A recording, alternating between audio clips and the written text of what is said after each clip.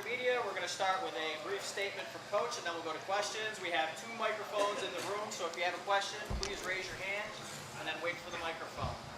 Coach, whenever you're ready. I thought that was obviously a football game where our opponent played it really, really well. I thought Holy Cross did a fantastic job. They were doing some things that really made a lot of sense. They were taking a lot of time between plays, shortening the game, which is smart on their part. It really is. I thought our defense was fantastic. Obviously, not giving up a touchdown in a college football game is a big deal. And I thought our offense did some things well in the first half. I thought we were really clicking in the first quarter, slowed down a little bit in the second. Obviously, in the second half, the 3 turnovers were a little bit of a downer. But overall, I thought it was a really, really good game. Disappointed in the special teams turnover, although there were some really good things done in the special teams. And we're excited to get to the bye and see how healthy we can get and make this ACC run. Questions? Coach, just what you can say about Mo Neal, 2,000-plus career yards, now 2,031 after this game. You know, how cool is that? I still remember when he came in as a freshman and we're sitting there, and North Carolina guy, and talking about running the football, and kind of did some things that we really, really liked as a freshman, and some things he needed to work on.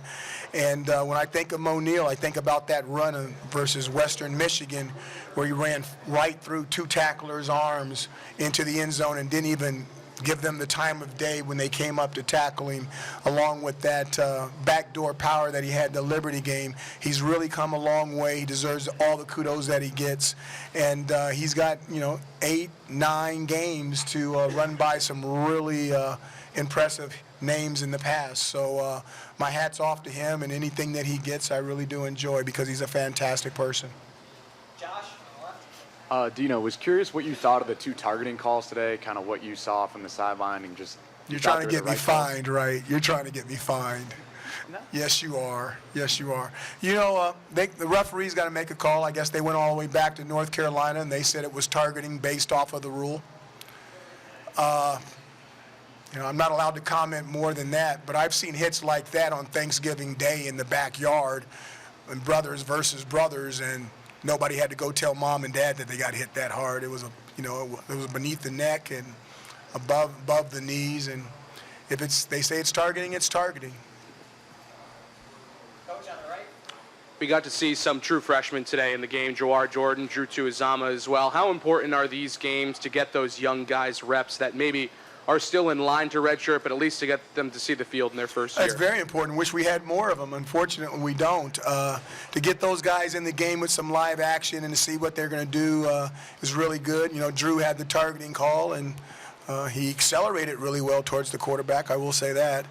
And then Jawar, he had the really good run on 4th down to get the first down, and then he made a rookie mistake of there's a whole bunch of guys around, and he's still driving his legs, and then somebody said, okay, I'm going to grab an elbow and lift it, and somebody else punched it out, and then he's got egg on his face. But he'll remember that. It'll stay with him forever, and hopefully 2, 3, and 4 years down the road, we'll be able to pay the dividends from the lesson that he learned today. Mark on the left. Hey, Coach, back here. So obviously you won the game, 41-3. It looks on the scoreboard like an impressive win. Was it as impressive as you were hoping? Does it feel as good as you were hoping it would feel? Winning is hard. Golly, you guys, winning is so hard. I mean, those guys are out there trying, and watch, people are getting hurt. You're out there and you're like, oh, winning is easy. There's people taking shots and getting. Did you see that game? For a 41-3 game, do you think that game was physical? Do you think there was some hitting going on? Did you hear some sounds? And this is not directed at you. I'm not attacking you. I'm like, football is one of those games where you got to be careful. You better play every single snap like it might be your last, because it might. And you have to give your opponent the respect that they're due. So you're saying it does feel? Excuse me, what? So it does feel? Yeah, we won. Hey, Coach. We saw Tommy leave the game with an injury, go into the injury tent, and then jog into the locker room. What's his status right now? I have no clue. I saw him. He gave me the thumbs up, and we got to wait and see what the doctor says. Mario in the back. Coach, I understand over the next couple of days, obviously it's about getting healthy, but how do you use heading into this bye week now? How do you use this next couple of days as a coaching staff and with the players besides trying to get them healthy? Well, it's a split mission. This microphone sounds kind of weird, doesn't it? Can I use a different one? Testing. Let me use this one. Put this one over here. It would be great to transcribe this. Excuse what? It would be great to transcribe. Are we good?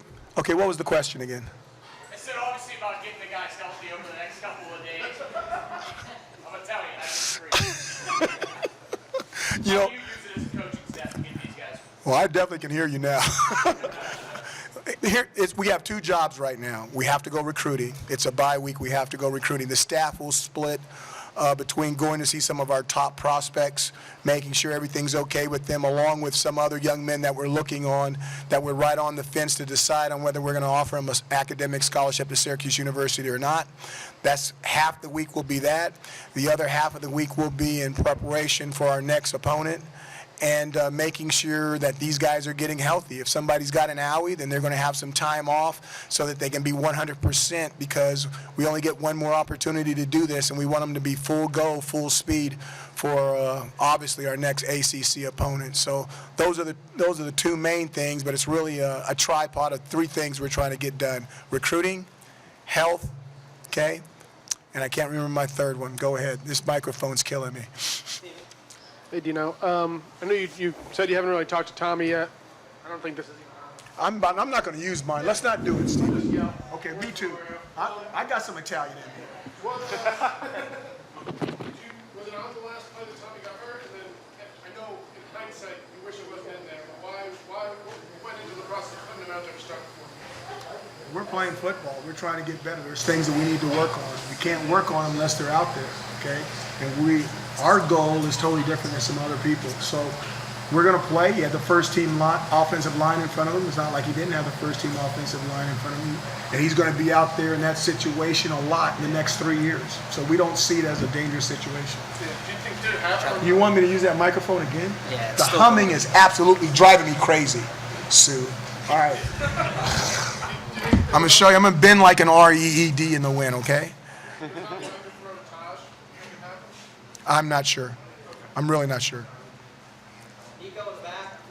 Coach, obviously, here we are at the bye week, 5 games in. How do you feel about the overall growth from, week 1 at Liberty to here we are today? It's going to be the answer to that question is going to be what happens after our 6th game. We're 3-2. I told you somewhere between 4 and 6, we're going to be able to look at some people. We're going to have a lot of information to make decisions. And when you make decisions on personnel, you want to always be fair. Okay, that's our big thing. We're going to always be fair in the family inside the Ohana. So we have enough information, and after that 6th game, we're going to make some calls, and then we're going to finish the season from there. And hopefully it'll finish on the right note, and we'll have an opportunity to play 13 games. Coach, can you assess Tommy DeVito's game and then that last series where he threw the late interception? How much did that take away? Well, I'm not going to do it until I watch the tape, because I told you the last situation where we had the guy fall down and I held it, and thank God I held it, because when you look on the tape, he was exactly right what he saw. So you got to be really careful, especially guys. DeVito sees a lot on the football field. He's not limited in his vision. So if he tells you something happened, you better go back and check the tape, because he's not off. He's not very often. He's not wrong. He's normally right. Can you assess that game, though, throwing 4 touchdowns to 4 guys? No, because there's as positive as those things are, there's some negatives as well. So I want to watch the tape before I make an assessment. Coach, I just wonder if you could expand on the performance of the offense today. You got off to a pretty quick start, 17 points, and then didn't score again until much later. Can you just talk about, the offense as a whole, what you saw that you liked and what you can work on? Well, I think the big thing is you're gonna, when you play games like this, if you don't turn over the football, there's a very good chance that you're going to score. And if you don't score in the first possession, don't turn the ball over, punt the ball. The field position will give you an opportunity to score the next possession. The big thing is turning the ball over. I believe we had 3 turnovers. Is that right? Somebody help me. Throw me a bone. Throw me a bone, somebody. Thank you so much. Okay. There you go. So how many points did we score in the fourth quarter? In the fourth quarter? Okay. Yeah, so 3 turnovers in the fourth quarter, 7 points. If you don't have the turnovers, you might take 3 turnovers, add 10 points. You might feel different, you know. So it's the turnovers that we got to make sure. And then when you're rolling the guys through there, you know, sometimes that stuff happens. It's not as clean as I thought. We started the game extremely clean. And again, really proud of the defense. And there was some really good special team stuff, some returns in there. But, you know, I'm just old-fashioned. I just don't like it when, you know, we put a ball on the ground. That's too easy. Other teams can do it, but I don't like it when we do it. On that 52-yard field goal attempt by Hofrichter, why did you put Hofrichter in instead of Schmidt? Sterling has the strongest leg on the team. Andre has the most accurate leg I've ever seen. Okay, and it was just one of those kicks where I'm like, you know, can Andre hit it? Well, no. We're like, well, we know Sterling can get it there. Okay, so we just went with Sterling. He practices that all the time, you know, at practice, and he has a really, really strong leg. It was a 52-yarder. How far did it go through the back? About another 10. See? He's got a strong leg. Last 2 questions, Mario. Coach, those first couple of drives, it was bang, bang, bang down the field, speed, speed, speed. When this offense is rolling, is that what we're accustomed to seeing? Is that what you want to see out of this offense? And obviously putting points on the board like that. I liked it better when you were yelling. You know, that's the thing that we're trying to get to. When we're playing at tempo, we can run 7 or 8 plays, be fortunate enough to score some points, and then you look up and there's 2 minutes off the clock or 3 minutes off the clock.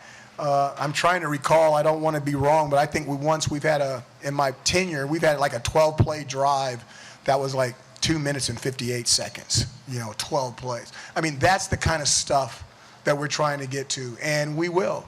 And we'll get faster, and we'll get faster, and we'll get faster, and this is year 1 with our new group, and then we'll get to year 2, and then we'll get to year 3. And then it won't look like there's paint drying out there, because right now it looks slow to me, but we'll get it right. Last question, Andrew. Dino, I wanted to ask about playing Chris Elmore at defensive tackle. I know he was recruited to play that a little bit, but I don't think we've seen him play there since he's been here. What was the decision to run him out there this week, and how long has that sort of been in the works? Well, we're going to have to wait and see. Chris actually played defensive tackle last spring. We cross-trained him last spring just in case we had depth issues, because he's got the type of body type, and he had played that position before in high school. And then once again, depending on what we're doing on offense, limits the amount of plays that he's going to get. If we're doing one game plan, he could play a lot of plays on offense. We're doing another game plan, he could get less. And he's too good, too physical of a player not to be on the field. So we cross-trained him last spring, and then obviously with Bear, McKinley Williams still having some owies, we wanted to get him in there, okay, and just let him get a feel for it, just so we'll see what happens at the end of the year and whether we need some depth there, like in our last 3, 4, or 5 games. And then we got to see how well he played. If he played really well, we may play him a little bit more, because he needs to play a complete game. He's the type of guy, whether he's on offense or defense, if we can find a way to play him 50 to 70 plays, it's normally in our favor. It's normally not in the opponent's favor with Chris Elmore on the football field. I know you haven't seen any early impressions from his stay. Of Chris? Yeah. I saw him out there leaning on 2 guys trying to move him, and he wasn't going anywhere, so I guess that's okay. You guys have a good one. They get that tape off, no?